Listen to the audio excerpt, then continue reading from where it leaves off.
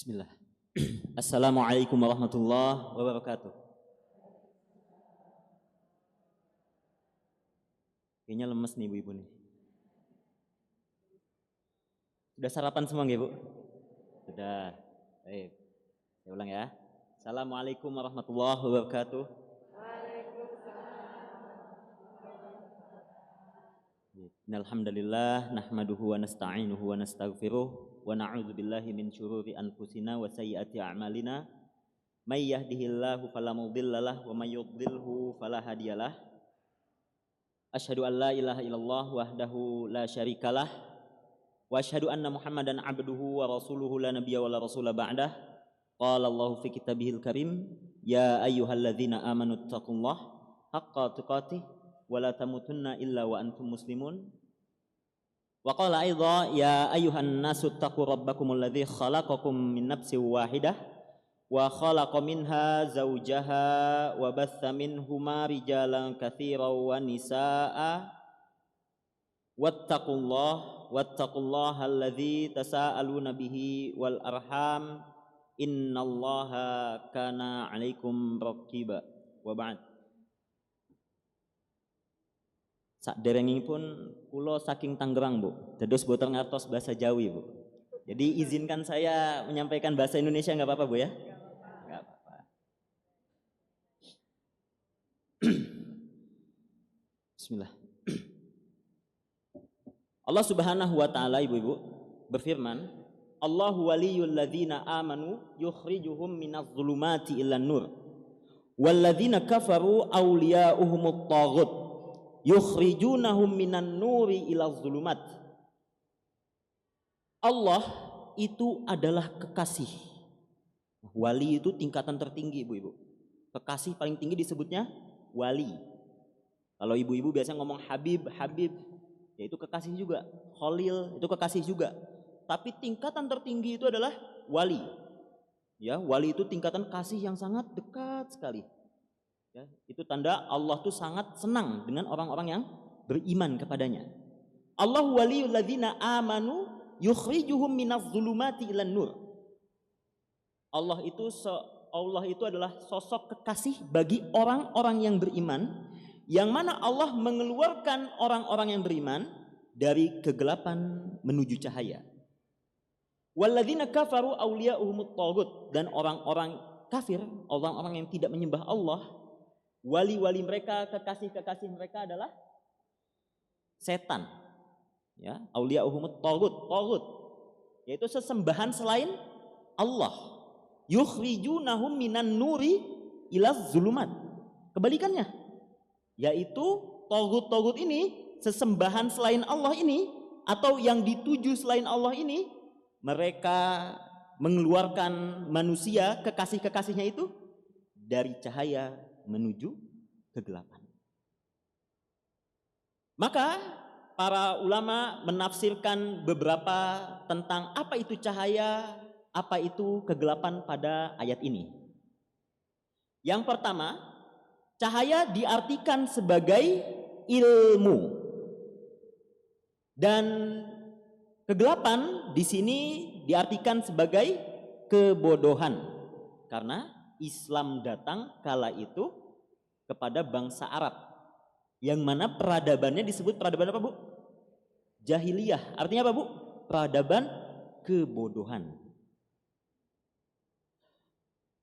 Dan juga Imam Syafi'i kala itu ngadu ke Imam Waqi'.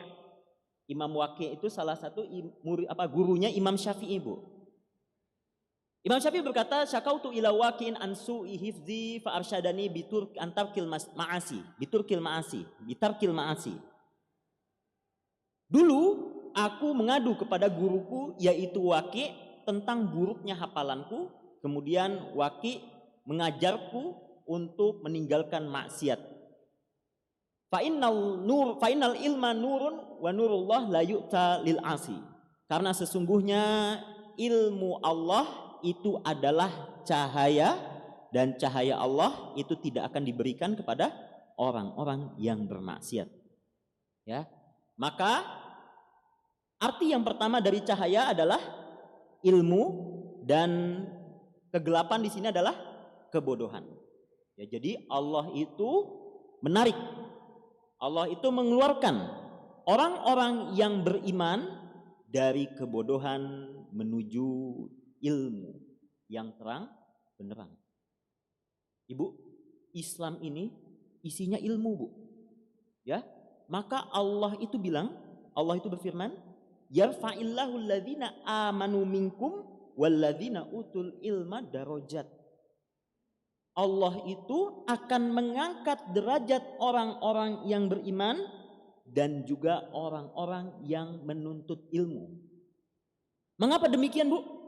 Karena sesungguhnya iman itu bisa kita sempurnakan dengan yang namanya ilmu. Kita harus menuntut ilmu, Bu, untuk kita menjadi orang yang beriman. Ya. Dan juga Islam, Bu, Islam datang kala itu menghancurkan budaya Arab kala itu, yaitu khurafat dan tahayul. Ya, jadi banyak, Bu, zaman dahulu khurafat dan tahayul yang ada di bangsa Arab. Islam datang itu membinasakan hal tersebut. Ya. Maka kata Imam Al-Ghazali, ilmu itu ada dua jenis, dan Imam Syafi'i juga. Yang pertama, ilmu agama. Ilmu agama itu apa, Bu? Kata Imam Syafi'i, ma qala Allah wa qalar Rasul. Apa yang dikatakan Allah dan juga dikatakan Rasul itu merupakan ilmu agama. Ilmu. Yang kedua, ilmu dunia. Ya, apa itu ilmu dunia? Yang terjadi di sana sebab akibat. Ya, adanya sebab akibat, ya, kausalitas, itu semua disebut ilmu dunia. Jadi kita jangan mencampurkan satu dengan yang lain. Kalau masalah keyakinan kita pakainya dari mana, Bu? Ilmu agama. Tapi kalau urusan dunia, kita pakai tadi sebab akibat. Harus tahu kita sebabnya. Nah, Islam ngajarin itu, Bu. Ya, banyak budaya-budaya Arab, keyakinan-keyakinan Arab zaman itu, keyakinan-keyakinan jahiliyah terutama, yang hilang. Karena apa? Karena Islam datang. Sekarang mohon maaf, Ibu, saya kasih contoh. Ini mungkin sudah berkembang di tengah kita, Bu, ya. Kalau kita ke Parangtritis pakai baju hijau, Bu. Nah, boleh tidak? Boleh tidak? Kalau kita takut, nanti kita bisa kena syirik. Kenapa? Karena kita tidak tahu sebab akibatnya. Nah, sekarang pertanyaan lagi, Bu. Ternyata kalau di Parangtritis itu dilihat dari satelit, air lautnya berwarna hijau. Jadinya kita nggak boleh ke sana pakai warna hijau. Khawatirnya kalau kelelep, kalau hanyut, nauzubillah, Bu, ya. Nah, nanti nggak kedetek. Nah, makanya kita nggak pakai baju hijau. Nah, kalau kita misalnya, Ibu, ya, mohon maaf, kalau kita ke Parangtritis nggak pakai baju hijau karena takut Nyi Roro Kidul, boleh nggak? Nggak boleh. Tapi kalau kita ke Parangtritis nggak pakai baju hijau, takut kelelep, boleh tidak? Boleh. Karena apa?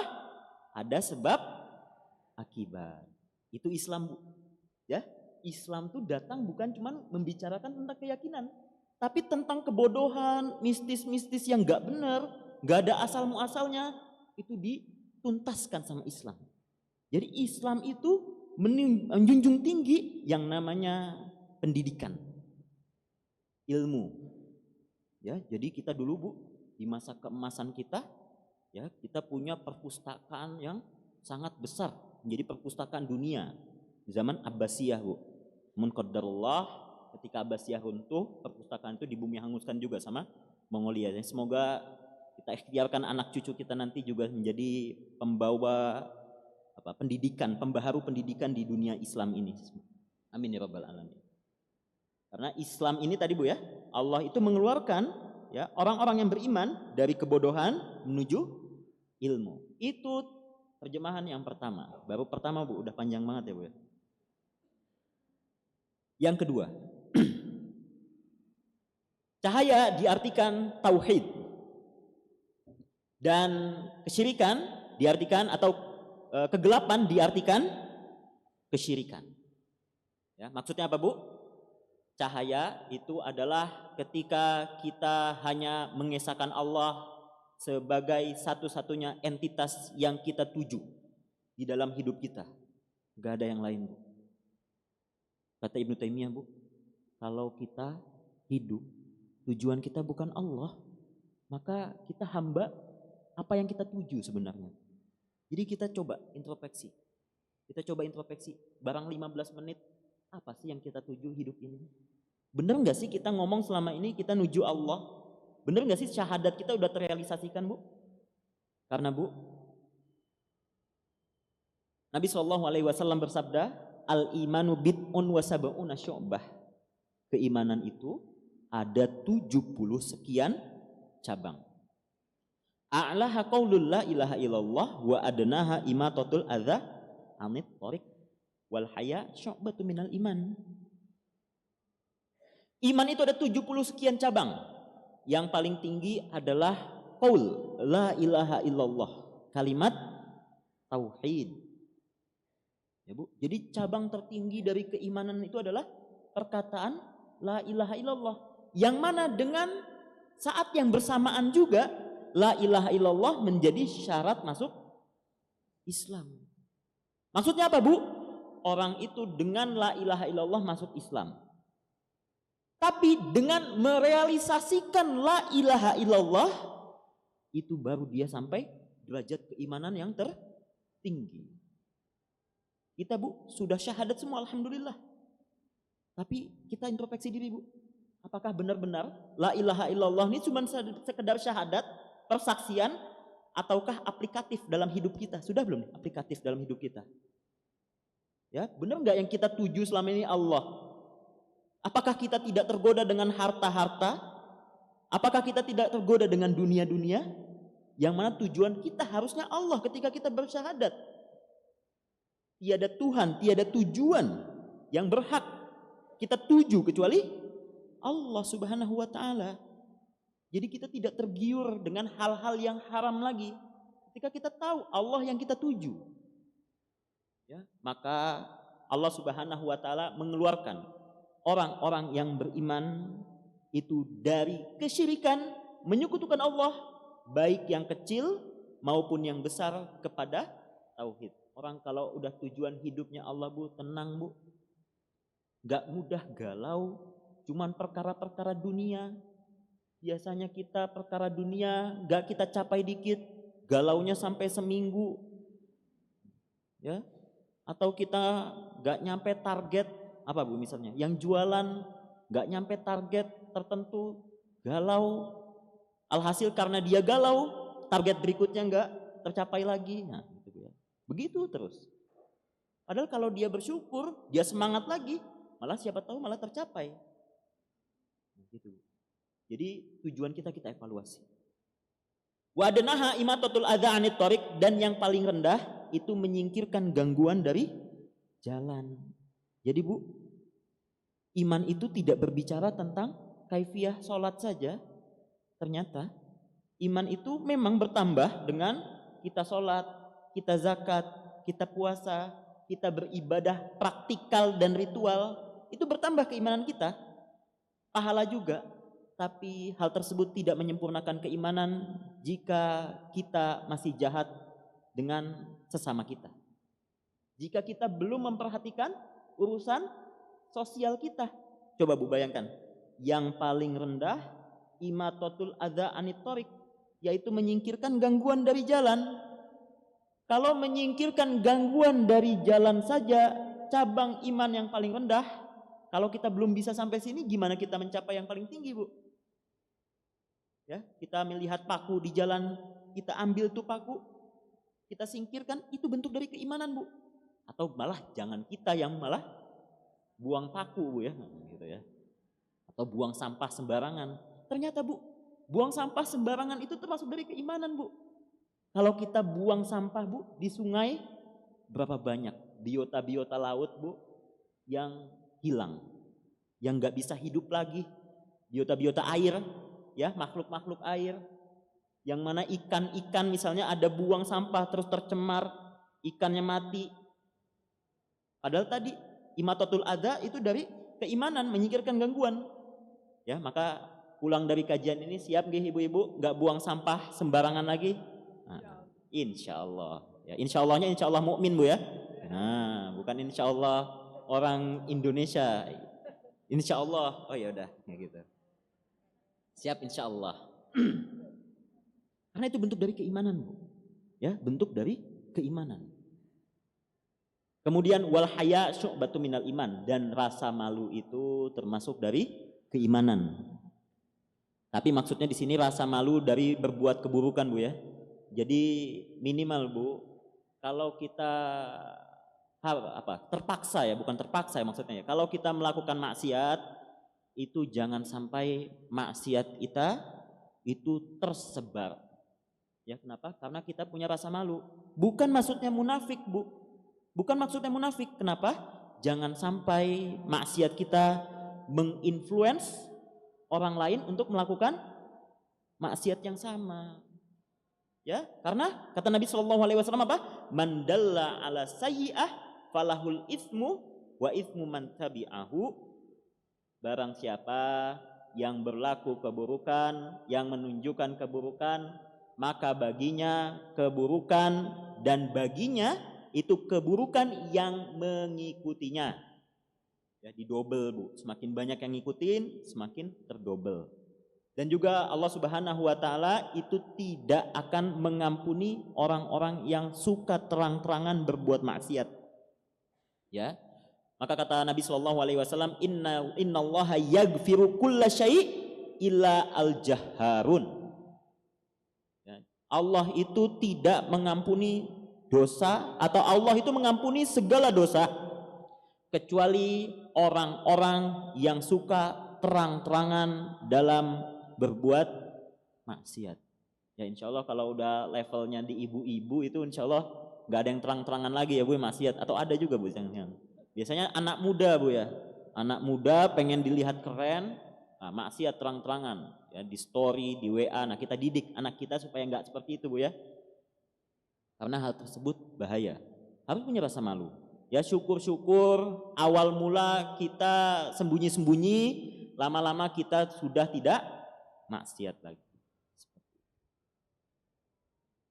Maka tadi Bu, Nabi di hadis awalnya bilang ada 70 sekian cabang, tapi kok yang disebutkan cuma 3? Maka 70 lainnya itu gimana cara kita ketahui? Menuntut ilmu. Kita cari Bu penyempurna-penyempurna keimanan kita. Di antaranya bentuknya adalah apa? Misalnya ayat Allah yang berbunyi ya ayyuhalladzina amanu. Ya, kalau ada ayat Allah berbunyi ya ayyuhalladzina amanu, berarti setelahnya, perintah setelahnya itu adalah penyempurna keimanan. Contohnya apa? Ya ayyuhalladzina amanu anfiqu mimma razaqnakum. Ya berarti sedekah itu termasuk penyempurna keimanan. Selanjutnya, contoh lainnya, kalau ada konteks hadis atau teks hadis bilang tidak sempurna keimanan kalian. Ya, contohnya apa? La yu'minu ahadukum hatta yuhibba li akhihi ma yuhibbu li nafsihi. Tidak sempurna keimanan seseorang kalian sampai kalian mencintai saudaranya. Maka mencintai saudara sebagaimana kita mencintai diri kita termasuk dari keimanan. Kemudian di antara bentuknya lagi itu adalah ketika di hadis tersebut dikatakan hal tersebut termasuk bagian dari iman. Contohnya apa Bu? At-tuhuru syatrul iman. Kebersihan itu termasuk dari sebagian dari iman gitu ya. Jadi kalau teks hadisnya Bu yang benar itu at-tuhuru syatrul iman. Nah, kalau an-nazafatu minal iman itu adalah intisari dari hadis tersebut. Nah, kalau teks hadisnya yang Nabi sabdakan itu apa? At-tuhuru syatrul iman. Tapi artinya Bu mirip. Artinya mirip. Tapi yang hadis, yang ucapan Nabi yang mana? At-tuhuru syatrul iman. Adapun an-nazafatu minal iman itu dari kalangan para ulama yang menafsirkan hadis tersebut. Ya, karena secara bahasa Bu lebih mudah diterima an-nazafatu minal iman dibanding at-tuhuru syatrul iman. Gitu. Tapi hadisnya itu at-tuhuru syatrul iman. Seperti itu. Yang kedua tadi sudah kita sebutkan bahwasannya cahaya itu maksudnya adalah tauhid dan kegelapan adalah kesyirikan. Maka orang-orang yang beriman Allah keluarkan dari tujuan-tujuan syirik tersebut menjadi tujuan lillahi ta'ala saja. Ya, jadi hidupnya tenang Bu. Orang kalau udah cuman tujuan hidupnya Allah, ya diuji dia sabar, diberi dia syukur, tidak lupa diri. Ya. Hidupnya akan tenang. Kemudian yang ketiga yang akan menjadi poin pembahasan kita. Ini pembukaannya aja setengah jam Bu ya.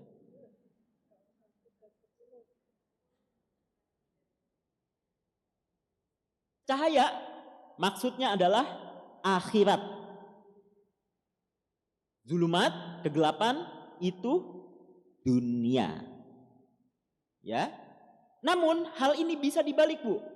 Orang-orang yang mencari cahaya di dunia maka di akhiratnya akan mendapatkan kegelapan. Ya. Karena kata Nabi sallallahu alaihi wasallam, ad-dunya sijnul mu'min wa jannatul sijnul mu'min wa jannatul kafir. Dunia itu adalah penjara bagi orang-orang yang beriman dan juga jannatul kafir. Ya, sebuah apa? Surga bagi orang-orang yang tidak menyembah Allah. Ya, kita tuh melakukan syariat Bu, memang butuh paksaan diri Bu. Gak bisa dipungkiri Bu, kita melakukan syariat itu butuh paksaan diri. Kita sholat harus melawan kantuk, tahajud harus melawan kantuk, harus dirutinkan, harus tidur cepat. Ibu-ibu di sini pakai kerudung. Ya, harus melawan egonya untuk lepas kerudung menunjukkan kecantikan rambutnya gitu ya. Itu kan melawan ego Bu. Ya, kita harus melawan hal tersebut pakai kerudung. Kalau saya nggak boleh Bu, haram pakai kerudung saya. Gitu ya. Kalau ibu-ibu wajib gitu ya. Dan juga di surat Ad-Duha Allah berfirman, insyaallah ibu-ibu hafal ya. Walal akhiratu khairul laka minal ula. Akhirat itu kalau kita cari kebaikan lebih baik dibanding awalnya. Ya, jadi kita harus buat seperti ini. Harus buat akhir kita baik. Ya, jangan kita senang-senang di awal, pas di akhir capek. Lebih baik kita capek-capek di awal, di akhirnya baik. Itu sebuah konsekuen Bu. Kita harus pilih salah satu. Ya, mana yang mau kita capek di dunia apa di akhirat nih kira-kira? Itu pilihan. Kalau kita mau enak-enak aja di dunia, ya, maka nanti kita capek Bu. Di akhirat terutama. Tapi kalau kita mau capek-capek di dunia, itu maka kita akan nikmat di akhirat. Wal akhiratu khairu wa abqa. Ya, di surat Al-A'la. Dan akhirat itu akan selalu lebih baik dan akan menjadi tempat keabadian. Maka ibu-ibu rahimani wa rahimakumullah, dalam pandangan Islam dunia itu bukanlah tujuan akhir. Ya. Jadi sayang Bu kalau kita cuma menjadikan dunia itu sebagai cita-cita. Harus akhirat Bu. Ya, biasanya Bu, mohon maaf, kalau kita ngejar cita-cita Bu, habis cita-cita kita tergapai, biasanya gimana Bu? Udah akan stagnan atau decline malah Bu semangat kita. Ya kan? Beda sama pas kita ngejar cita-cita terus. Maka kalau cita-cita kita ke akhirat, itu kita semangat terus Bu. Mau sampai akhir hayat kita semangat terus. Nggak akan ada semangat kita itu stagnan atau malah decline, itu nggak akan. Ya, karena akhirat itu bukan, atau akhirat itu bukan tempat yang enggak ada, pasti ada, dan itu adalah tujuan kita. Akhirat itu pasti ada, Bu. Ya, dan itu keyakinan kita. Itu keyakinan kita. Maka Allah Subhanahu wa taala berfirman, "Wa'bud rabbaka hatta ya'tiyaka al yaqin." Sembahlah Tuhanmu sampai datang kepadamu apa, Bu? Yakin artinya di sini. Kematian. Nah, iya. Tapi ada ulama yang menafsirkan yakin ini adalah maksudnya apa? Keyakinan kita. Jadi selama ini, Bu, yang kita yakini hari akhir itu ada, alam barzakh itu ada, kapan itu terrealisasikannya? Pas kita sudah mati. Maksudnya apa? Nanti pas kita mati, kita akan membuktikan siapa yang keyakinannya beneran. Ya, maka sembahlah Tuhanmu, semangat untuk menyembah Tuhanmu itu sampai datang yang namanya kematian. Ya, jangan kita kita nganggap akhirat itu enggak ada. Ya, karena itu keyakinan kita. Habis kita mati, yang terjadi adalah keyakinan kita, Bu. Kita masuk alam barzakh, ditinggal oleh orang-orang yang layat kita. Kemudian di sana ada munadi minas sama, ada panggilan dari langit. Kalau orang itu baik, ya, ausi' kubroha, dipanjangkan kuburannya, kemudian amalnya akan ditampakkan apa? Ditampakkan teman baginya, seorang teman, sosok teman yang wangi, ya. Kemudian akan dilihatkan rumahnya di surga nanti. Selama nanti menunggu hari kiamat. Itu akan keyakinan kita, itu keyakinan. Itu pas kita masuk kuburan, itu akan terjadi. Yang selama ini cuma keyakinan kita nggak bisa membuktikannya sekarang. Teknologi semacam apa, secanggih apapun kita nggak bisa buktikan. Tapi kapan kita bisa buktikannya, Bu? Pas udah mati. Jadi ibadah terus, ya. Atau orang yang nanti amalnya buruk, itu akan ada munadi minas sama, ada suara dari langit. Sempitkan kuburannya, disempitkan kuburannya, kemudian amalannya akan dirupakan sosok yang bau dan jelek, Bu. Nah, udah sempit sama orang, bau, jelek. Mau nggak, Bu, kayak gitu, Bu? Gak enak banget kan? Ya, kita misalnya di angkot, Bu, ketemu orang yang bau, jelek sebelah kita, gimana baunya? Pengen cepat-cepat turun, padahal belum sampai, Bu, ya. Nah, gitu. Nah, itu nanti di kuburan seperti itu, Bu. Ya, tapi kalau amalan kita baik, maka nanti akan apa? Akan disosokkan amalan kita menjadi sosok yang rupawan, ya, kemudian wangi, nanti akan menjadi teman ngobrol kita sampai hari kiamat tiba. Nah, itu semua adalah amalan ibadah kita, dan hal tersebut hanya akan terrealisasikan ketika kita sudah sampai kematian, ya.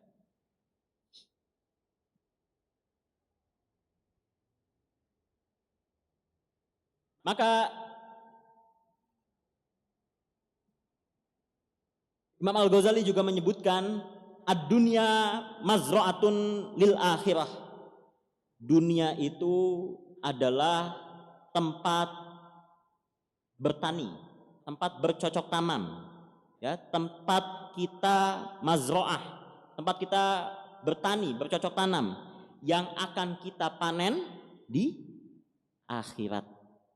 Kalau kita semangat mengurusi ladang kita, nanti panennya akan bagus. Tapi kalau kita nggak semangat ngurusin tempat ladang kita, sawah kita, maka nanti di akhirat itu akan jelek, Bu. Ya, panennya gagal panen di akhirat. Ya, maka kata Allah Subhanahu wa taala, "Wa tazawwadu fa inna khairaz zadi at-taqwa." Ya, dan bertazawudlah kalian, bertazawud itu berbekallah kalian, karena sesungguhnya sebaik-baik perbekalan adalah ketakwaan. Jadi, Bu, ceritanya ayat ini sababun nuzulnya itu dulu orang-orang Yaman, Bu. Ketika mereka masuk Islam, pas mereka haji, mereka itu nggak pakai yang namanya persiapan. Ya, alhasil apa? Mereka banyak yang mati di jalan. Ya, jadi mereka berangkat mati di jalan, gak nyampe haji. Atau pas sudah haji, pulangnya mati. Kenapa? Karena mereka nggak punya yang namanya perbekalan. Nah, kemudian turunlah ayat ini, watazawadu. Kalau mau melakukan sesuatu, persiapan dulu, prepare dulu. Ya, fa inna khairaz zadi taqwa. Kemudian Allah ngingetin, ya, tapi sebaik-baiknya preparation, sebaik-baiknya perbekalan itu apa? Adalah ketakwaan. Kenapa? Karena kita dari Yaman ke Saudi aja, Bu, dari Yaman ke Mekah itu butuh yang namanya persiapan, apalagi perjalanan akhirat. Yang perjalanan akhirat itu, Bu, beratus-ratus juta tahun lamanya. Pasti lebih butuh yang namanya apa? Persiapan. Ya, untuk kita bisa menghadapi itu semua. Ya, untuk kita bisa menghadapi itu semua, kita harus persiapan. Persiapannya di mana? Di dunia. Kalau apa? Nyawa kita sudah sampai kerongkongan, Bu, itu sudah tertutup waktu yang namanya persiapan itu. Waktu persiapan sudah tertutup. Udah tempatnya di sini. Ya, tempat kita untuk bersiap-siap itu cuman di dunia. Maka kita usahakan kehidupan kita ini semuanya bernilai amalan akhirat. Hatta perbuatan-perbuatan duniawi kita, Bu. Ya, amalan-amalan duniawi kita harus kita niatkan apa? Untuk akhirat. Ya, sebagaimana ibu-ibu tidur, ya. Kalau ibu-ibu tidur cuman ngelepas rasa kantuk, ya udah, dapatnya cuma ngelepas rasa kantuk. Tapi kalau ibu-ibu tidur niatnya supaya besok bisa beribadah sama Allah, ya, supaya besok bisa semangat lagi, nggak ngantuk pas datang kajian, ya, tidurnya cepet gitu ya, maka tidurnya jadi bernilai pahala. Ya, ibu-ibu pas nganter anaknya sekolah atau cuman nyelesain tugas kewajiban ibu-ibu aja supaya anaknya pinter dapat prestasi aja, sayang, Bu, ya. Supaya ibu-ibu niatkan supaya nanti anak saya mencetak atau bermanfaat untuk kebaikan kaum muslimin juga, gitu ya. Karena kita semuanya itu memainkan peran kita masing-masing. Kullun muyassarun lima khuliqalah. Setiap orang itu dimudahkan untuk apa yang dia diciptakan untuknya. Maka ketika kita sudah menjadi hal tersebut, ya, kita menjadi apa? Hal tersebut, ya, sosok tersebut, maka kita maksimalkan peran kita. Untuk apa?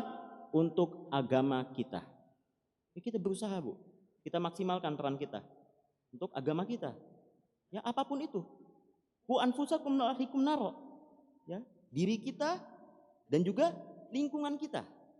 Ya, kita usahakan terjaga.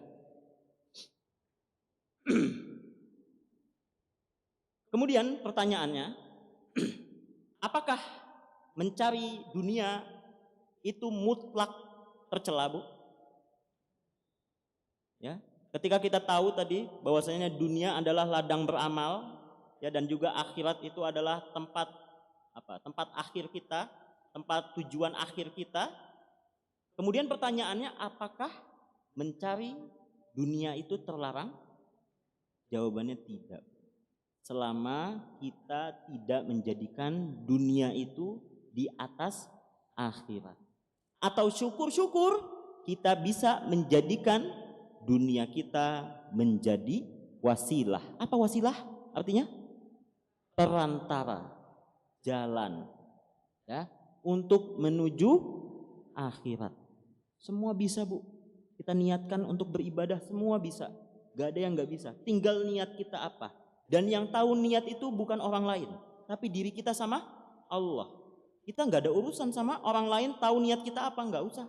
Yang penting tujuan kita itu niat kita sama Allah. Maka Allah Subhanahu wa taala berfirman, "Wa batagi fima atakallah daral akhirah wala tansa nasibaka minad dunya," dalam Al-Qasas ayat 77. Dan harapkanlah dan carilah anugerah Allah, yaitu dengan beribadah, wala tansa nasibaka minad dunya. Tapi jangan lupakan posisimu di dunia. Ya, jadi salah juga, Bu, kalau kita misalnya sholat 24 jam, kemudian suami sama anak nggak dapat makan, gitu, Bu, ya. Salah juga kalau kita misalnya punya mihrab, ibu-ibu misalnya punya mihrab di rumah, punya musola sendiri, zikir terus.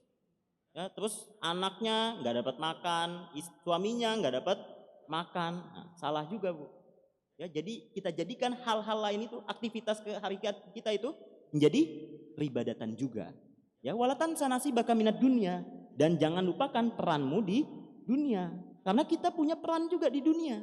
Kita maksimalkan, ya, peran-peran kita. Dan juga kita harus bisa memilah-milih Bu. Kita harus bisa memilah-milih waktu kita. Ya. Memang kita harus tujukan semuanya untuk akhirat.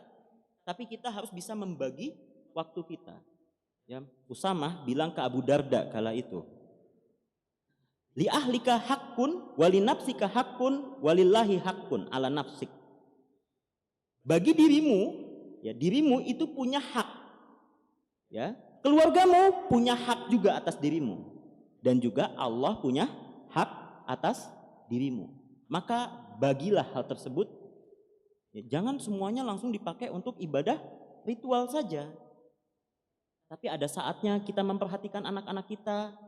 Ada saatnya ibu-ibu kumpul guyup sama ibu-ibu yang lain. Ada saatnya ibu-ibu punya waktu sama suami. Ada saatnya ibu-ibu berkhulwah dengan Allah Subhanahu wa taala, ya, menangis. Kita bagi waktu kita. Dan semua waktu itu kita jadikan untuk Allah Subhanahu wa taala. Kita niatkan. Ya, jadi ibadah jangan kita sempitkan hanya ibadah ritualistik saja. Ibadah ritualistik wajib, tapi jangan kita lupakan ibadah ghairah mahdoh kita. Ibadah sosial-sosial kita. Ya, habis ini ya ibu-ibu punya rencana apa untuk berlaku kebaikan, ya. Nah, hal tersebut juga merupakan ibadah. Dan misalnya Bu, kalau ibu-ibu sekarang nih ingat Allah, ya, nanti pas di rumah kok agak lupa lagi ya, atau malah ketawa-ketawa lagi ya, gak apa-apa Bu, karena kata Nabi Shallallahu Alaihi Wasallam apa? Sa'ah. Ya, semua tuh ada waktunya. Ya, pas di kajian gini, ya nggak guyu. Ya, tapi kalau lagi waktunya guyu, yang guyu nggak apa-apa gitu Bu ya. Tapi yang nggak guyu dewe gitu Bu ya, nah, itu yang masalah gitu ya. Tapi pas lagi kumpul sama ibu-ibu yang lain, gitu ngobrol, ketawa tiwi, nggak apa-apa. Sa'ah, ya. Karena sosial kita juga punya hak atas kita. Jangan jadi orang yang tidak bersosial, ya, karena manusia itu pada dasarnya diciptakan itu untuk makhluk sosial. Ya, seintrovert kita Bu, kita butuh orang Bu. Pas kita mati, nggak ada yang bisa ngafanin diri sendiri Bu. Ya, atau lahir kita lahir sendiri, brojol tiba-tiba ada di kasur, nggak bisa Bu. Ya, maka disebut insan itu seperti itu. Sumyal insanu insanan lihtiyajihi ila anas. Manusia disebut manusia dari kata anasa, ya, insan, anasa itu karena dia butuh yang namanya anas. Anas itu artinya apa Bu? Nah, bukan anas, tapi anasun. Anasun artinya teman. Ya, jadi lihtiyajihi ila anas. Karena manusia itu butuh yang namanya anas, teman. Ya, nggak mungkin kita bisa hidup sendirian. Maka kita tadi, ya, harus tahu waktu. Begitu juga dengan harta kita Bu. Ya, harta kita harus tahu. Ya, apalagi ibu-ibu ya. Biasanya ibu-ibu tuh yang manage keuangan rumah Bu ya. Jadi harus tahu ada waktunya ibu-ibu bersedekah, ada waktunya ini uang buat pendidikan, ada waktunya ini uang buat suami ngasih orang tua, ada waktunya atau ada uangnya yang ibu-ibu ngasih orang tua ibu-ibu, ada yang sekiranya bisa disumbangkan ke sosial, ada harta yang kita bagi semuanya itu. Dan itu telah difirmankan oleh Allah Subhanahu wa taala dalam Furqan dalam surat Furqan ayat 67. Kata Allah Subhanahu wa taala, walladzina idza anfaqu lam yusrifu wa lam yaqturu. Dan mereka yang bersedekah itu, ya, ketika mereka bersedekah, mereka enggak over dan mereka juga enggak kurang, enggak pelit. Jadi mereka manage baik-baik hartanya. Ya, ada kalanya enggak semuanya kita sedekahkan, kemudian kita hidup melarat. Nah, gitu ya. Enggak seperti itu juga, Bu. Jadi kita harus tahu, oh ini persentasenya berapa, ini persentasenya berapa. Nah, jadi jangan pelit juga. Wah, ini saya buat keluarga saya saja, kan saya capek-capek. Nah, enggak. Ya, karena harta nanti yang menolong kita di akhirat itu adalah harta yang kita keluarkan, Bu. Dan jangan salah, Bu, harta yang kita wariskan itu tidak ternilai sebagai harta yang sifatnya apa? Sodakoh jariyah, bukan, Bu. Ya, warisan itu bukan sodakoh jariyah. Misal, mohon maaf kalau ibu-ibu nanti mewariskan kepada anak ibu-ibu, ya. Kemudian ibu-ibu mohon maaf meninggal. Kemudian hartanya jadi harta milik siapa? Anak. Anak itu ngasih ke orang lain, ngesedekahkan bangun wakaf masjid gitu misalnya. Apakah pahalanya ke ibu-ibu? Warisan. Kalau warisan tidak. Yang iya itu adalah wasiat atau hibah. Ya. Jadi jangan dikumpul, Bu. Alhaqumut takatsur hatta zurtumul maqabir. Ya. Melalaikan kalian itu ngumpul-ngumpulin harta sampai kalian masuk kepada kuburan. Ya. Jadi yang benar itu apa, Bu? Kita ngumpulin harta, ya. Kita wasiatkan, kita sedekahkan. Oh, ini untuk anak kita gitu. Jadi jangan dikumpul banyak, kita mati. Ya, kita mati hartanya punya siapa jadinya? Anak, itu auto. Anak berbuat baik itu haknya anak, bukan hak kita. Lain hal dengan kalau kita wasiatkan anak. Nah, kalau ibu udah nggak ada, harta yang nggak boleh lebih dari sepertiga harta kita, Bu ya. Kita wasiat, Bu ya. Nah, sepertiga harta ini bangunlah masjid. Nah, ini baru pahalanya sedekah jariyah. Ya. Jadi nggak ada ininya banget, Bu. Jadi warisan yang terbaik bagi anak itu warisan investasi atas, Bu. Pala, ya, dan juga attitude. Ya. Jadi kalau misalnya anak ibu, ya, nanti ibu nggak ada, kemudian anak ibu bangun masjid.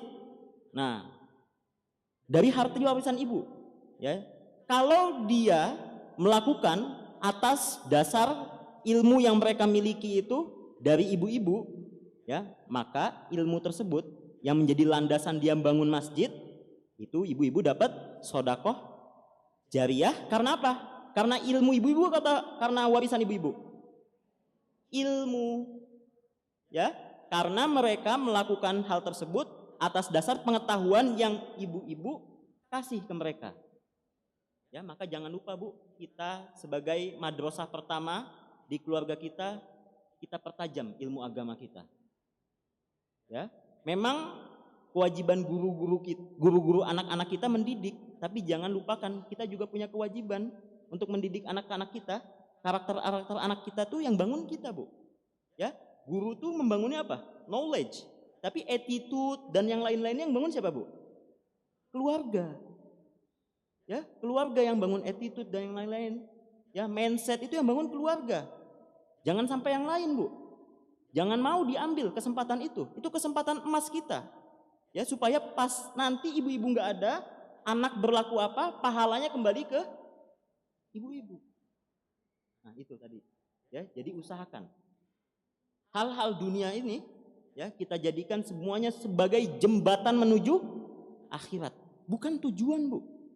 Ya, kita kumpulkan harta sebanyak-banyaknya sehingga kita bisa dibilang orang paling kaya, paling banyak uangnya, paling derma.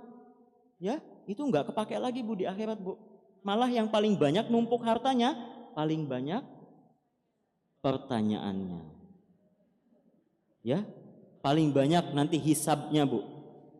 Ya, di hisabnya paling banyak ditampilkan, kamu udah dikasih A, B, C, D, kemana aja nih A, B, C, D? Saya kumpulkan, terus saya mati. Nah, masa jawab kayak gitu, Bu? Di hadapan orang banyak, Bu. Nanti, Bu, hari hisab itu kita dikumpulkan dari Adam sampai orang yang paling terakhir. Ya, dari Sayyidina Adam itu dikumpulkan sampai orang terakhir, kemudian dipanggil satu-satu, Bu. di hadapan Allah. Ya, diadili satu-satu. Gak cuman jutaan, miliaran, triliunan, Bu. Udah hitungan nol-nolnya udah di belakang semua itu. Udah banyak sekali itu ya. Manusia dari awal sampai akhir. Kita diperlihatkan, ditontonkan semua amalan kita. Ya, kecuali nanti orang-orang yang Allah berkati. Ya, ada nanti orang-orang khusus yang nanti tidak dihisap hal tersebut gitu ya. Namun hal tersebut tidak berlaku pada semua orang.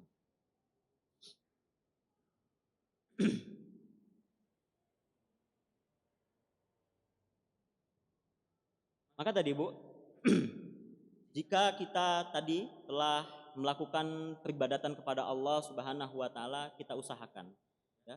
Kita usahakan ngambil peran lain untuk ibadah juga, tapi dengan cara dunia-dunia yang lain. Karena kata Allah Subhanahu wa taala, "Fa idza qudiyatis shalah fantashiru fil ardi wabtagu min fadlillah."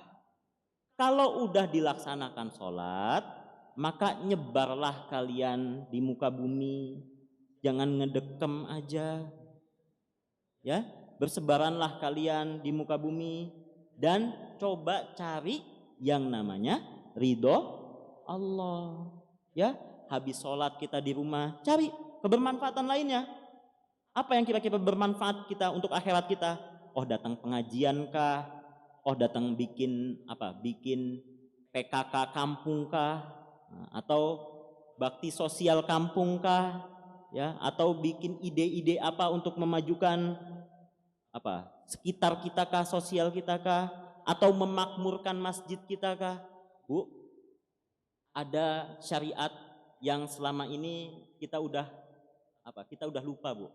Kita selama ini menjadikan masjid itu hanya tempat sholat, pengajian. Padahal masjid itu fungsinya lebih dari itu, Bu. Ya, masjid itu fungsinya lebih dari itu. Ibu-ibu bahas permasalahan yang ada di kampung ibu-ibu, yang tentang kewanitaan, itu juga bisa di masjid. Asal satu, jangan gibah. Nah, biasanya kalau udah kumpul satu, itu loh ibu itu. Nah, kalau udah mulai muncul itu, nah, seterusnya udah nggak manfaat lagi, Bu. Itu loh ibu itu, ya. Jadi gibah itu nggak ada yang benar, Bu. Gibah itu kalau dia benar jatuhnya gibah, kalau dia salah jatuhnya fitnah. Ya. Jadi kalau ada misalnya kita ngumpul terus kita ngomongin orang lain, ibu-ibu tahan. Tahan, ya. Dan jangan dengerin juga. Gak ada manfaatnya buat kita, Bu. Kita tahu kejelekan orang lain. Setiap kita juga jelek kok, Bu. Kita juga bukan kita juga jelek, Bu ya. Kita juga punya kejelekan gitu ya. Kita nggak mau ya dibilang jelek juga sih, Bu ya. Kita juga punya kejelekan, Bu. Kalau kita ngomongin kejelekan orang lain, yang nggak ada manfaatnya buat kita. Lebih bermanfaat apa? Kita cari tahu kejelekan kita, kemudian kita introspeksi. Ya, dibanding kita nilai orang lain untuk apa? Ya, nggak ada manfaatnya. Jadi kalau ibu-ibu misalnya udah mulai lagi kumpul nih, udah mulai ngomongin ibu-ibu yang nggak ada, udah langsung diingatkan, Bu, bahas yang lebih baik aja yuk, bahas ilmu aja yuk, bercanda juga nggak apa-apa kek, asal jangan ngomongin orang, ya, jangan ngomongin yang nggak ada. Kenapa, Bu? Karena sesungguhnya orang yang diomongin itu dia sedang nginvest, Bu. Investasi akhirat itu adalah yang investasi terbaik di akhirat apa, Bu? Dizolimi, Bu. Ya, kenapa? Kita nggak ngapa-ngapain, dapat pahala orang yang ngezolimin kita. Kita nggak ngapa-ngapain, kita ngasih dosa kita kepada orang yang ngezolimin kita. Dan ghibah termasuk zolim. Ya, jadi jangan sampai kita melakukan ghibah tersebut. Maka Nabi Shallallahu Alaihi Wasallam juga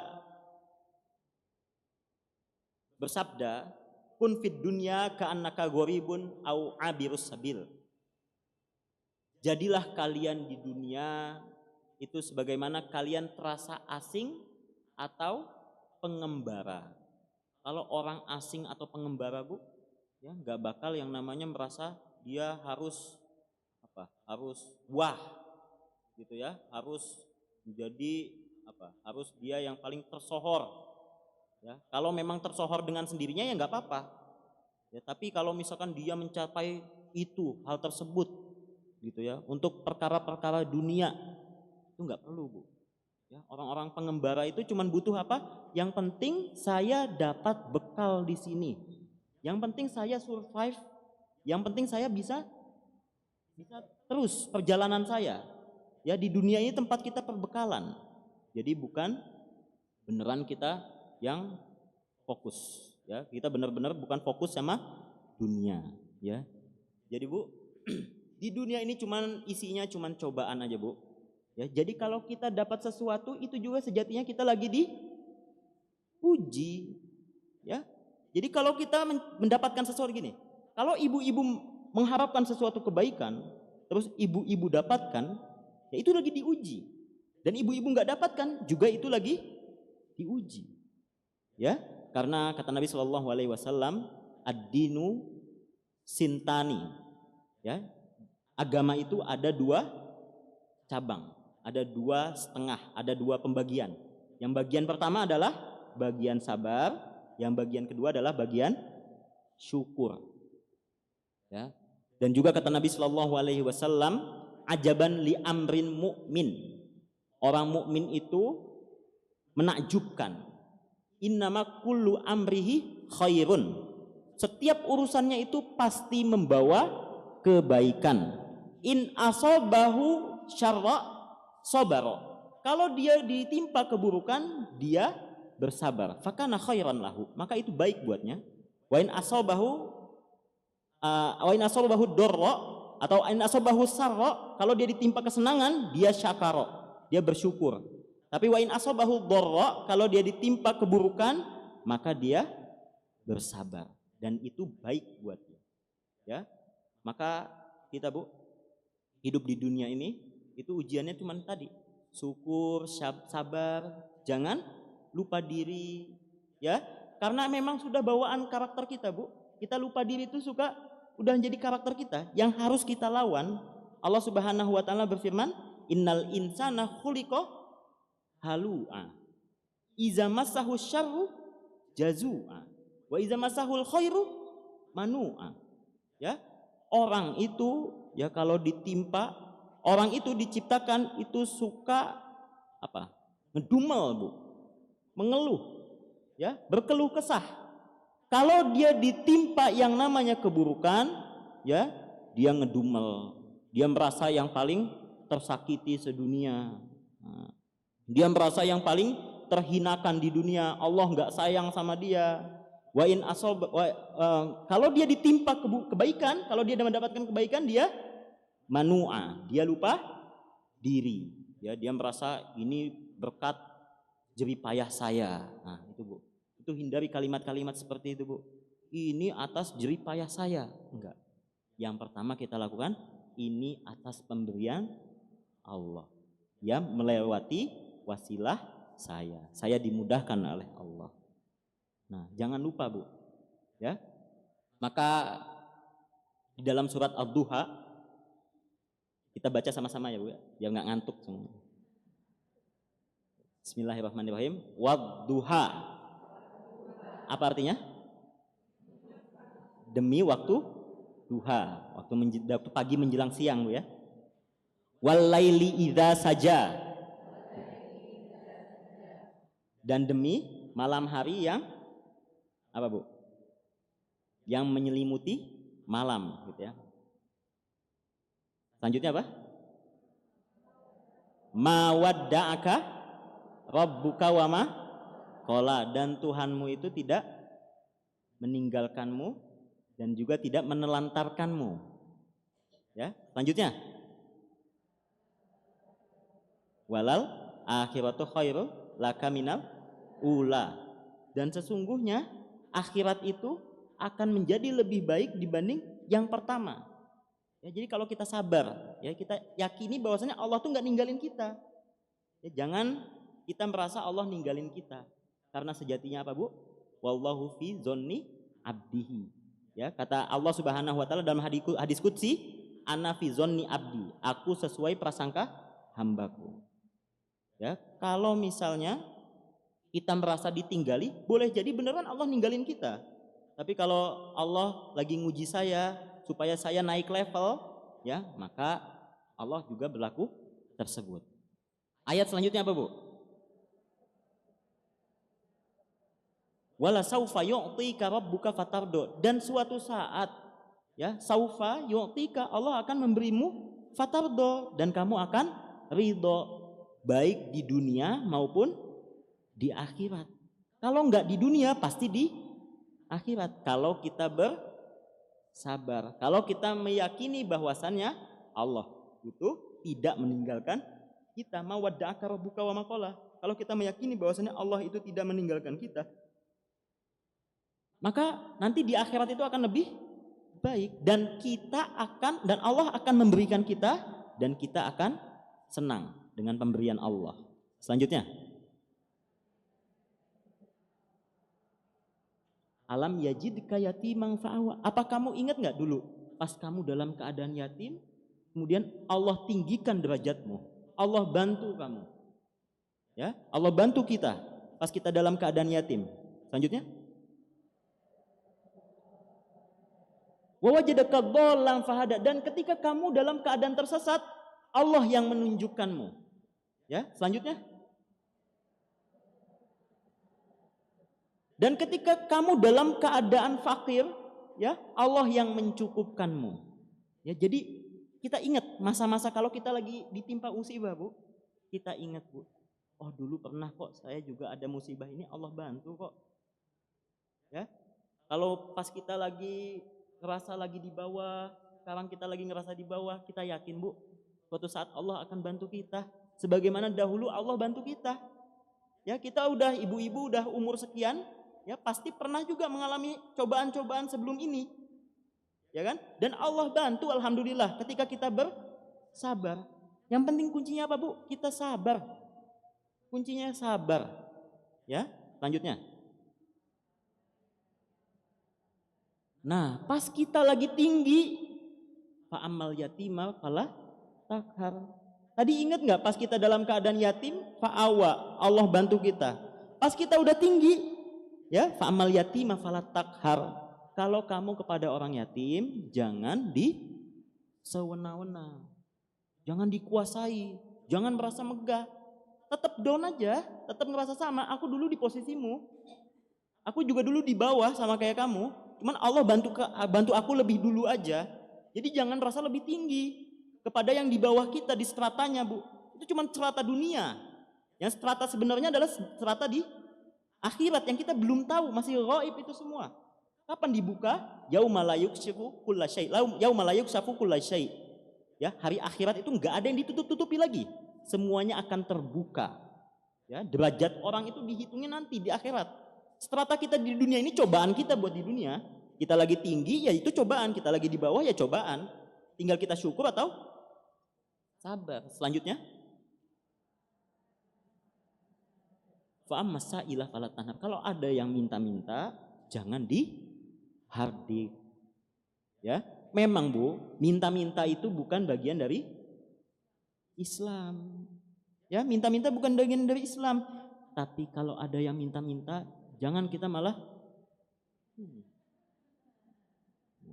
jangan kita hardik, Bu. Jangan kita merasa tinggi. Kita nggak tahu ujian apa yang sedang menguji dia. Ya, sampai dia harus minta-minta. Ya, jangan kita merasa kita hardik, dasar kamu tukang minta-minta. Jangan seperti itu, Bu. Dia juga nggak mau ada di posisi seperti itu. Dia juga pengennya ada di posisi ibu-ibu gitu ya. Tapi memang tidak dibenarkan ya, ibu-ibu kalau ada di posisi seperti itu jangan minta-minta. Kemudian selanjutnya, ini kuncinya. Ya, wa amma bi ni'mati apa, Bu? Maka dengan nikmat Rabbmu bicarakanlah. Nah, hadis artinya apa, Bu? Bicarakanlah. Jadi boleh, Bu, kita ngebicarakan nikmat kita, tapi satu, pertama, jangan sama orang yang cenderung hasad dengan kita. Ya, yang kedua, sama orang-orang terdekat kita. Ya, orang-orang yang punya possible termotivasi dengan nikmat kita.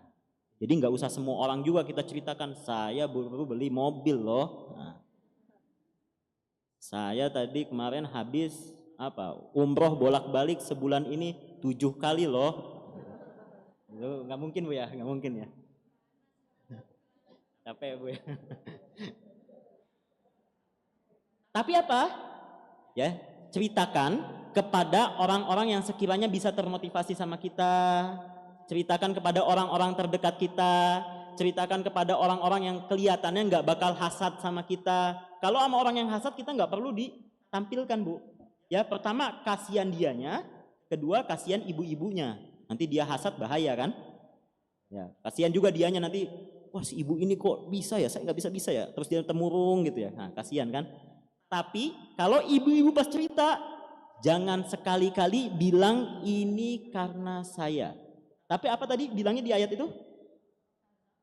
Binikmati, ini semua nikmat Allah. Ya, diksinya diubah Bu. Diksinya kita ubah. Jangan kita bilang misalnya, ini saya capek-capek kerja, kebeli juga nih mobil. Nah, kayak gitu ya. Gak gitu Bu, diksinya. Diksi orang mukmin gak gitu. Ya, diksi orang mukmin, alhamdulillah kemarin Allah cukupkan saya beli mobil. Kemarin habis infak, habis sedekah 300.000, yang datang malah 300 juta. Nah, gitu ya, amin. Itu nggak apa-apa, ceritakan. Ya, ceritakannya apa? Harus diembel-embeli Allah. Jangan sama sekali ada niatan diri kita lebih tinggi daripada orang yang kita ceritakan. Ya, jangan sama sekali. Pokoknya kalau kita lagi tinggi, jangan merasa tinggi. Kalau kita lagi rendah, jangan merasa rendah. Gak dipeduliin sama Allah. Ya, terus saja, stay terus. Ya, pas lagi kita rendah, Allah nguji saya dengan ini. Pas kita lagi tinggi, ya Allah nguji saya dengan ini. Pertanyaannya Bu, mana lebih mulia, orang yang bersyukur pas dapat rizki, atau orang yang dicoba pas dapat, atau orang yang bersabar pas dapat ujian? Nah, debat dulu deh, debat Bu. Jawabannya apa Bu? Sama saja. Sama saja, yang mana hal tersebut bisa mengantarkan dia kepada surga. Ya, jadi adu-aduan. Tapi pada realitanya mana yang lebih banyak bisa orang-orang lakukan? Bersabar atas ujian Bu. Maka orang-orang yang masuk ke surga pertama kali adalah orang-orang miskin. Ya, itu dalil bahwasannya lebih banyak orang sabar dibanding orang bersyukur. Ya, hadis Nabi Shallallahu Alaihi Wasallam ini Bu, orang awalu mandakholal jannah al masakin. Orang yang pertama kali masuk surga itu orang-orang miskin. Kenapa hal tersebut bisa terjadi? Karena yang pertama hisapnya sebentar, kedua itu mereka lebih banyak yang bersabar dibanding orang-orang yang bersyukur. Nah betul, orang-orang yang di Palestina kita lihat Bu, ya kita kadang-kadang kita udah lupa Bu sama rezeki-rezeki yang kita tidak diberikan, kita kena potong gaji atau kita nih Bu. Nanti sebagai penutup saya akan ceritakan ada Urwah bin Abdillah, ada salah satu ulama yang punya kisah menakjubkan Bu. Kita terpukul lah, saya terpukul dengan cerita itu di Syiar Alamun Nubala.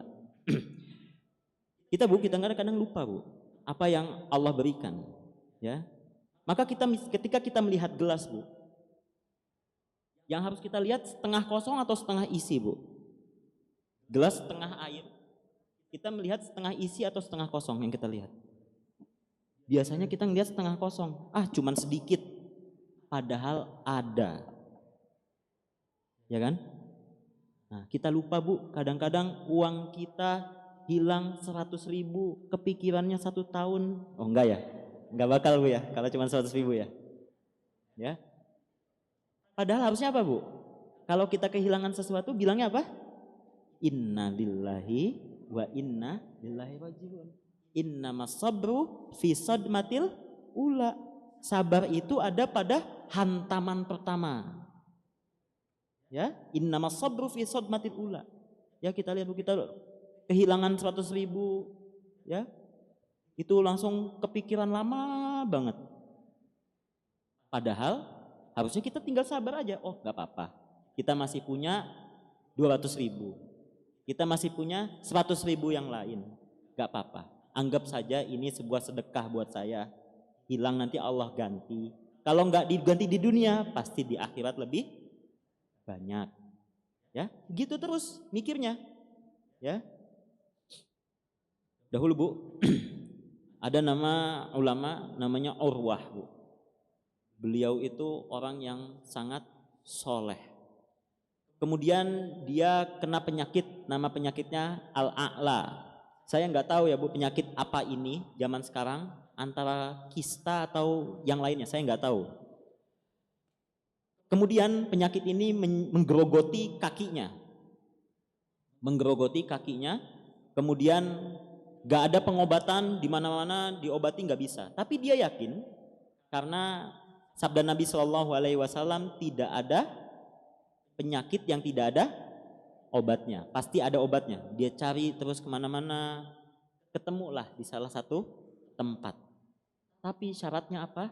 Kakinya harus dipotong, harus diamputasi. Zaman dulu Bu, gak ada anestesi kayak sekarang Bu, tinggal disuntik gini langsung truk hilang, gitu ya. Alhasil harus gimana cara zaman dahulu? Disuruh apa Bu? Mabuk. Ya, zaman dulu disuruh mabuk. Nah, kemudian kata Urwah, aku nggak mau mabuk. Nah, waktu itu dia diantari sama anaknya namanya Abdillah Bu ya. Kemudian Urwah bilang, aku nggak mau mabuk. Ya, kalau aku mabuk, aku nggak enak sama Allah. Gitu. Padahal itu terdesak loh Bu. Boleh-boleh saja sebenarnya. Ya, kalau dari segi fikih, karena terdesak ya Bu ya. Tapi dia nggak mau.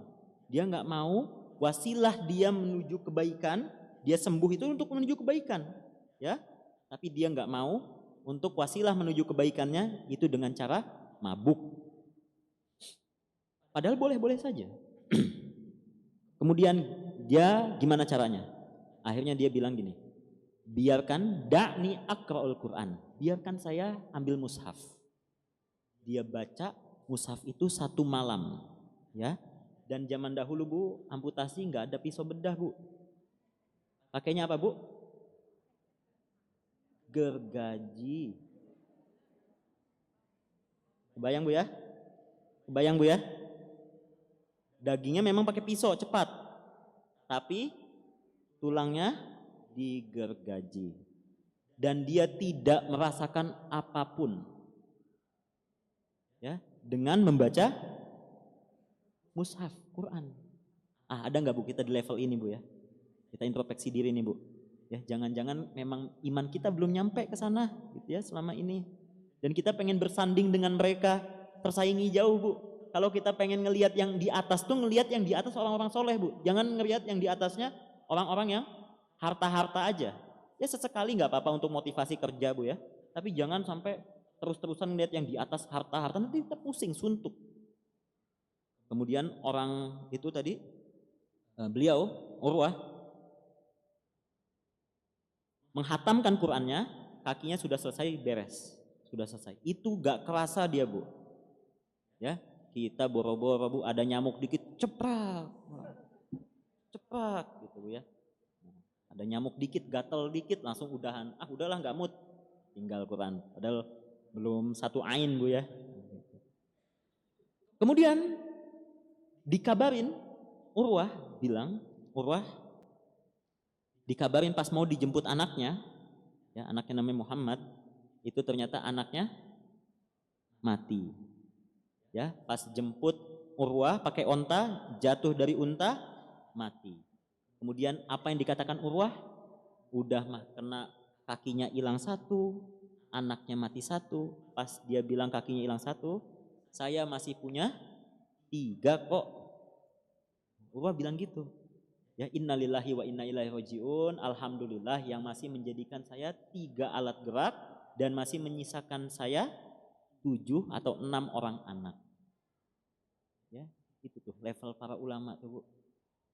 Ya, jadi kalau dia dapat ujian, Yang dilihat sisanya, bukan yang hilangnya. Ya, karena kita yakini yang hilang ini titipan aja dari Allah. Ya berarti kita nggak berhak kala itu. Dan hal tersebut adalah privilege buat kita. Ya, oh kita bisa nggak nih sabar nih? Ya karena Allah bersama orang-orang yang bersabar. Kita berusaha Bu bersama Allah. Kalau Allah itu sudah bersama kita, kata Nabi Shallallahu Alaihi Wasallam juga menyebutkan dalam hadis qudsi, kuntu basarahul lazi yubsiru bih. Ya, Allah itu akan menjadi penglihatan yang dia melihat dengannya. Ya, dan menjadi kaki yang dia berjalan dengannya. Maksudnya bukan benar-benar bersatu, tapi apa Bu? Maksudnya Allah arahkan. Matanya tidak dia gunakan untuk melihat yang diharamkan. Kakinya tidak dia gunakan untuk berjalan kepada kemaksiatan. Kenapa hal tersebut terjadi? Karena Allah yang menuntun. Iya. Ya, jadi selama ini Bu, kalau kita masih suka melihat hal-hal yang haram, ya boleh jadi Allah belum bersama kita. Dan gimana cara kita supaya Allah bersama kita? Tadi berusaha bersabar. Ya, innallaha ma'a as-sabirin. Kita lihat Bu Urwah tadi Bu. Orientasinya tadi, lihat ya, mindsetnya ya. Diamputasi 1 masih punya 3. Anak hilang 1 masih punya 6 ya. Ya, masih punya 9, anaknya 10, mohon maaf. Masih punya 9. Ya, enggak masalah. Ya, ini udah memang sudah takdirnya seperti itu. Karena dia yakin dia dan anaknya akan dipertemukan di mana? Surga nanti. Anta ma'aman tuhib, ya. Kamu itu di akhirat bersama orang-orang yang kamu cintai. Kalau ibu-ibu ya ingin bersama ibu-ibu yang lain di sini di surga, ya berusahalah saling mencintai karena Allah. Ya, seperti itu. Dan bukan hal yang harus kita permasalahkan Bu ketika kita saling mencintai sesama muslim, ya. Jangan apa? Jangan gengsi ketika kita bilang aku cinta kepadamu karena Allah. Ya, karena itu sebagian dari syariat kita. Dan kita berusaha harus mencintai sesama kita. Ya, jangan cuman kita cinta pada diri. Karena seperti hadis yang sebelumnya saya sebutkan, apa Bu? La yu'minu ahadukum hatta yuhibba li akhihi ma yuhibbu li nafsihi. Tidaklah seseorang kalian dikatakan beriman sampai kalian mencintai saudara kalian sebagaimana kalian mencintai diri kalian sendiri. Maka indikator keimanan di sini ada 2 Bu. Yang pertama self love, ya mencintai diri juga termasuk dari keimanan. Tapi mencintai diri kita aplikasikan kepada orang lain. Kalau kita senang mendapatkan ilmu, kita juga senang orang lain dapat ilmu. Kita senang dapat makan, kita senang orang lain dapat makan. Kita senang dapat kerja, kita senang orang lain dapat kerja. Seperti itu. Ya. Jadi kita gunakan kehidupan dunia kita ini untuk menggapai setinggi-tingginya akhirat. Dan jangan jadikan kehidupan dunia kita itu cuman kehidupan yang berlalu saja. Kita tidur cuman ternilai tidur saja, penghilang ngantuk saja. Kita makan cuman menjadi penghilang lapar saja. Tapi kita usahakan tidur kita bernilai ibadah, makan kita bernilai ibadah, ngobrol kita bernilai ibadah, bercanda kita bernilai ibadah. Rasulullah bercanda nggak Bu? Bercanda, ya. Tapi bercandanya itu ini yang salah satu Bu ya. Salah 2 adab bercanda nih. Pertama, Rasulullah itu tidak pernah bercanda dengan bercandaan yang tabu, yang jorok. Ya. Apalagi hal tersebut dilakukan di majelis-majelis ilmu. Gak layak Bu. Ya. Gak layak ketika kita bercanda hal-hal yang jorok di majelis ilmu. Kenapa? Karena di majelis ilmu itu turun rahmat Allah. Ya. Jadi kita jangan ketawa Bu kalau ada yang bercanda hal tersebut. Ya. Yang kedua nggak boleh bohong. Ya, di antaranya nggak boleh bohong ketika bercanda. Nabi dulu pernah bercanda Bu kepada ada nenek-nenek, kemudian sama Nabi diginiin, laisa kamisliki fil jannah, nggak ada orang kayak kamu masuk surga, nggak ada orang seperti kamu di surga. Nenek-nenek itu nangis Bu, jadi-jadinya iyalah, dibilang aduh sama Rasul dibilang orang saya nggak masuk surga. Enggak, karena nanti kamu akan kembali muda, senang lagi nenek-neneknya. Oh iya, saya pengen juga jadi muda ya Rasulullah. Nah, gitu ya. Jadi Rasulullah bercanda juga, Bu, tapi bercandanya kita pilih ya, ada adab-adab bercanda. Boleh kok Bu bercanda, ya, boleh bercanda asal tadi batasan-batasan bercanda itu dijaga. Apalagi bercandanya di masjid. Mungkin itu Bu. Ada berapa menit lagi? Sudah Bu ya? Biasanya tanya jawab Ustaz. Oh iya, monggo. Monggo bunda-bunda yang mau bertanya. Monggo Ibu. Assalamualaikum warahmatullahi wabarakatuh.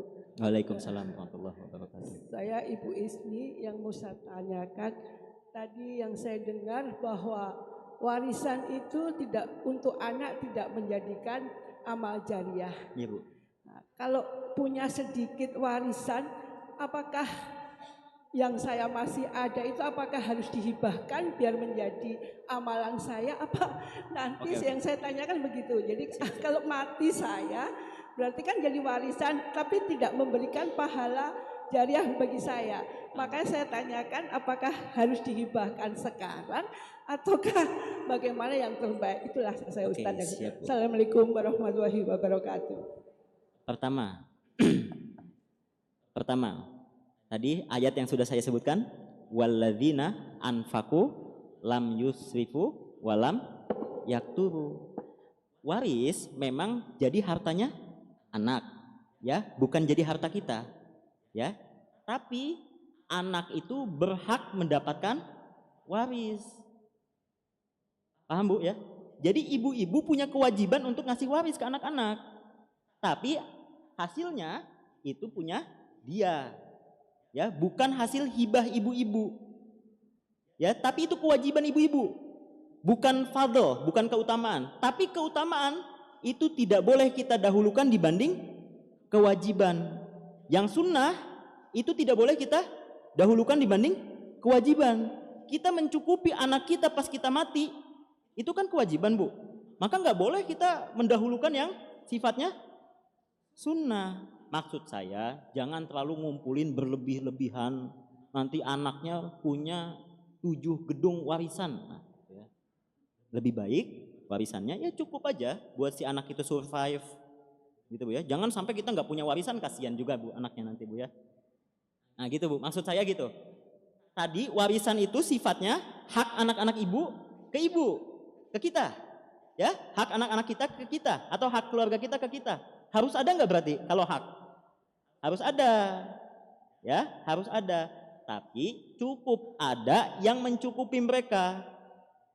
Karena itu menjadi langsung waris itu sifatnya ini Bu. Kalau waris itu auto, tanpa akad. Beda sama hibah dan wasiah. Ya, kalau hibah ada akad. Kalau wasiah ada akad. Ya, tapi tadi waris sifatnya hak. Jadi hak itu, ya, wajib itu tidak boleh lebih tinggi dibanding mohon maaf, yang sunnah itu tidak boleh lebih tinggi dibanding yang wajib. Ya, nyumbang hibah itu sunnah atau wajib Bu? Sunnah. Yang kita dahulukan apa? Sodakoh atau infak? Nafkah, sodakoh atau nafkah? Nafkah. Jangan sampai orang sedekah tapi enggak nafkah. Nah, kalau saya ke bapak-bapak tuh bilang jangan sampai menghidupi janda tapi istrinya nggak nakan. Nah, itu ngaco tuh Bu. Terus saya itu di sini untung nggak ada bapak-bapak Bu ya. Saya sering bilang gitu ke bapak-bapak gitu. Nah, itu dipotong aja nanti Bu mungkin Bu ya. Nah, gitu Bu, itu salah. Ya, karena itu sedekah. Ya, sedekah. Nanti tadi ada fikihnya sendiri Bu ya, fikih sedekah, fikih nafkah itu berbeda. Jelas Bu ya? Jadi kalau kita punya harta yang sekiranya ini jadi warisan, lah jangan kita buang, nanti kasihan anak kita nggak punya warisan. Ya kan kayak gitu ya. Nanti kita misalnya kita udah mau sekarat nih, oh saya punya harta, saya nggak mau ngasih buat anak saya lah. Nah, nanti anaknya hidup pakai apa? Kan nggak bisa gitu ya. Baik Bu. Bagus Bu pertanyaannya, supaya jelas bagi yang lain. Monggo Ibu. Ada lagi? Monggo Ibu dipersilakan satu lagi. Bu baju biru, kerudung biru tadi duluan. Tolong mic-nya Mbak. Mic.